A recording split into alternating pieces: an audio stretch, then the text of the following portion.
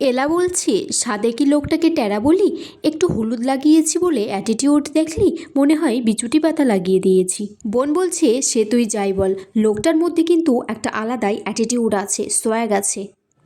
বলছে, এই দিদি, একটা সত্যি কথা বলতো, ওই লোকটাকে দেখে তোর দিলটা ধাক করেনি? এলা তখন বলছে, ওই খোঁচা চুলোওয়ালা লোকজন দেখে এলা বসে অন্তত ইমপ্রেসড হয় না।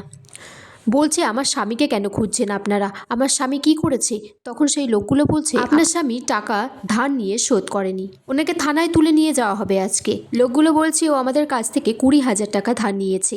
তখন ভিতর থেকে বলে, আমাদের কাছে তো 5,000 টাকাই আছে, এইটা আপনারা রাখুন। এদিকে এলা গোরার মাকে একটা মাথায় ফুল লাগিয়ে দেয়, দিয়ে বলছে, এবার দেখুন তো আপনাকে কত সুন্দর লাগছে, এবার মেয়ের মা বলে মনে হচ্ছে। গোরার মা বলছে, আমাকে মেয়ের মা বলে তো এতদিন পর্যন্ত কেউ স্বীকারই করেনি, গোরা পর্যন্ত করেনি। এদিকে এলার মামা জোয়া খেলে টাকা শোধ দিতে পারছে না। তখন এলার মামি বলছে যে, আমি সংসারটা চালাবো, তোমার বোনের সংসারটাও চালাবো, এটা আমি করতে পারবো না। এলার মাকে বলছে যে, আমি যেমন এক জায়গায় এলার বিয়ে ঠিক করেছিলাম, তার সাথে এলার বিয়েটা দিয়ে দিতে হবে।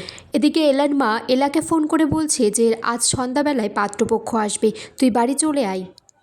মেঘনা তখন বলছে, এর মধ্যে অনেক গয়নাগাটি আছে, আমি আজ রাত্রের ফ্লাইটে চলে সিঙ্গাপুরে চলে যাব, যখন বরযাত্রীরা ঢুকবে। এই কথাগুলো এলা শুনছে। এলা বলছে, এ তো বিশাল টুইস্ট, বিয়ের থেকে কোণে পালিয়ে যাচ্ছে। গোরা তখন পিছন দিক থেকে এসে এলার মুখটা চেপে ধরে এক সাইডে নিয়ে আসে। এলা বলছে, বারবার আপনি আমাকে টাচ করছেন কেন? খুব বাহানা না? গোরা বলছে, আপনার মুখটা আয়নায় দেখেছেন? একদম জোকারের মতো দেখতে। গোরা এলাকে কিছু টাকা দেয়, দিয়ে বলে যে এখান থেকে চলে যেতে। এলা তখন বডিগার্ডগুলোকে বলছে, বাবা, এদের যা চেহারা, আমি পারবো না এদের সাথে।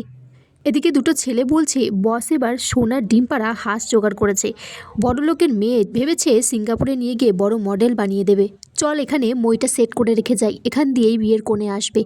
এলা সমস্ত কথাবার্তা শুনে ফেলে। এলা তখন বলছে, মেঘনা কিছু না জেনেই এই ছেলেগুলোর সাথে পালিয়ে যাচ্ছে।